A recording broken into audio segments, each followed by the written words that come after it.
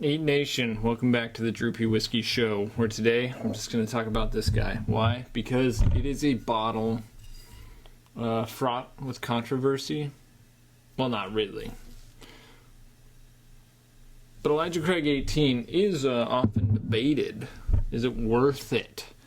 You talk to people who generally are seekers of unicorns, lovers of fine bourbon, and they're like, meh, on Elijah Craig 18.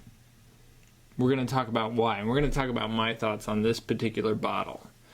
First, get down in the show notes below, where there's some links to other videos, a couple Heaven Hill deep dives that I've done before. It's there for you. It's resources to help you on your whiskey journey. You're welcome. Also, like, comment, and subscribe. That's the way you help me back for helping you. It makes this a relationship, which I appreciate, and I love. I love you. I love bourbon. You love bourbon. Love me too. Love me, love you. Anyway, let's get into this thing. First, we're going to start with some standard Elijah Craig to give us a bit of a benchmark. It's no secret that I'm an Elijah Craig fanboy, okay? I mean, this is not new, not news. It's common knowledge. Drew likes Elijah Craig. Why? Because to me it's quintessential bourbon. It's got some spiciness, it's got a lot of sweetness, pronounced oak, touch of nuttiness, which I don't mind in small doses. You get kind of pecan, a lot of caramel, like I said, a touch of oak, maybe some cinnamon, maybe a touch of black pepper, depending on your batch. But it's just like an everyday bourbon that's always good. You take it with you. It's perfect for any occasion. It's a great introductory bourbon. It'd probably be the first bourbon that I would point somebody to if they're like, hey, I want to try bourbon. Well, you should get yourself some Elijah Craig small batch. It's dang good. Coming in at 94 proof, it's also relatively easy to drink. We're talking about a crushable whiskey. This is not news to anybody. Let's move to the Elijah Craig 18. This is a 90 proof, so we're even taking a step back. And even as I talk about this, I have to mention this is a single barrel product, which is where probably a lot of the disagreement or general disdain for this product lies, is in what may be a decent variation of quality between bottle and from bottle to bottle, from really barrel to barrel. An 18-year-old bourbon, there's a lot of places it can go wrong resting in a barrel for 18 years. It can get pretty oaky. It's a lot of wood exposure. But there may be, in my opinion, a bias against this. I think the intelligentsia of bourbon tasters, people who like to know things, maybe have gotten on the bandwagon that this isn't that good, all the while loving other hyper-aged stuff and toasted barrel things that are crazy oaky and drying. There's not another 17, 18-year-old product out there that wouldn't fetch massive amounts on the secondary market. Meanwhile, Elijah Craig, 18-year-old single barrel, still pretty reasonable. At least last I checked. I think it was like $225.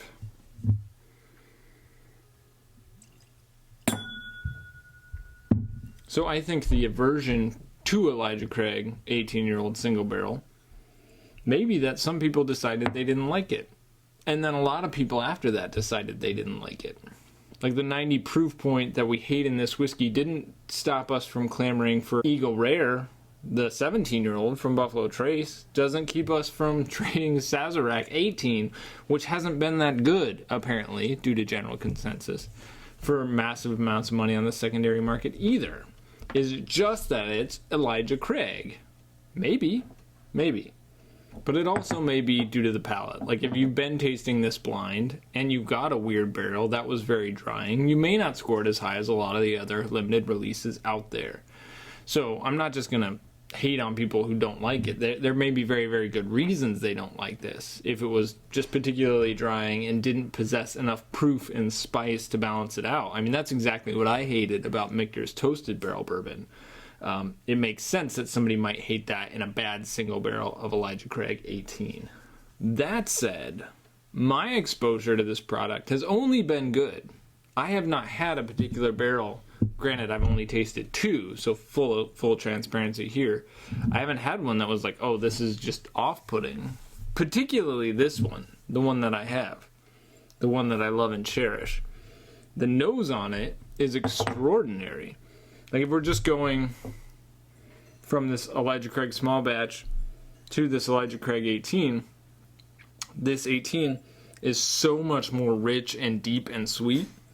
The standard Elijah Craig almost smells youthful coming off of the Elijah Craig 18. Because we get big oak, buttercream, I dare say, some clove and brown sugar, some like fruit roll-ups. It's sweetness and it's maraschino cherries. It's fruity and it's deep and dark. Maybe a touch of coffee even. That, in contrast to the standard Elijah Craig small batch, as I mentioned as I go back to this, I'm actually surprised at how young this smells. When I have not done these two side by side. And the nose and palate on this, to me initially, was anything but young. Like, it smelled great. And it tasted great. Now it smells young. I'm like, oh crap, it's ruined. Elijah Craig 18 has ruined this for me. I think it's that there's still a pronounced corniness. Like, this has some good age on it. It has a presence of oak.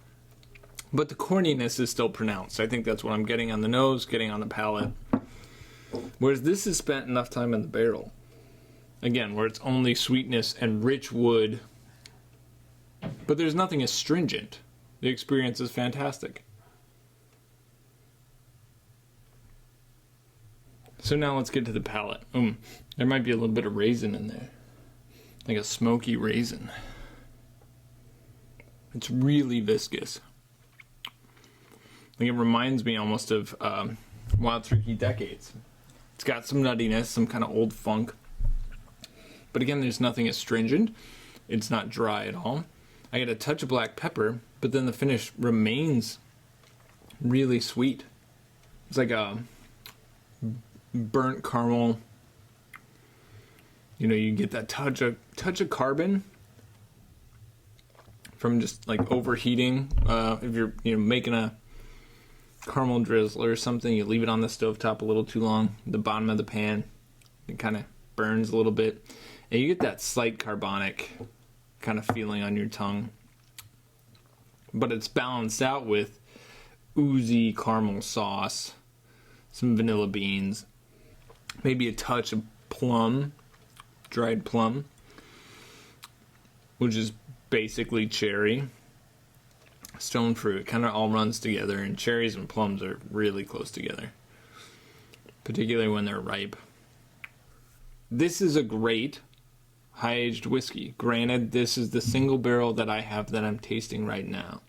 So this video is really a response to what seems like a general consensus that the Elijah Craig 18 isn't that good. Again, the 2 that I've tried, I've really, really, really loved. So, prove me wrong. If you have a batch of Elijah Craig 18 you don't dig, I would love to try a sample of that. I would probably do that on a live stream and compare it and be like, hey, somebody sent me a sample and they weren't jamming on it.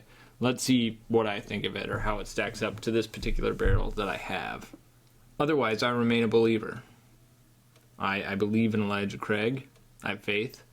And I would buy another one if I saw it at MSRP. I wouldn't think twice. I'd be like, yeah, that's a dang good, well-aged Heaven Hill. And even at 90 proof, like, I'm going to ride this train till it goes off the rails. Squad, thanks for watching. A bit of a short one. A bonus video even this week, as I already released one on Monday. That video was a tour of my bar, and it was long. It was 33 minutes. But if you caught that, I hope you enjoyed it. If you didn't catch it, you should go back and watch it. Links down in the show notes below. Then tune in tomorrow night, 8 o'clock, Central Time. Live streaming with Brian at Abandoned Bourbon. We got blinds. We're doing a little tasting comp. We're doing what we do. It's bourbon bullcrap, really. It's the best way I can put it. We'll see y'all there. Till then, stay healthy, stay safe. Remember to keep it neat. Yum.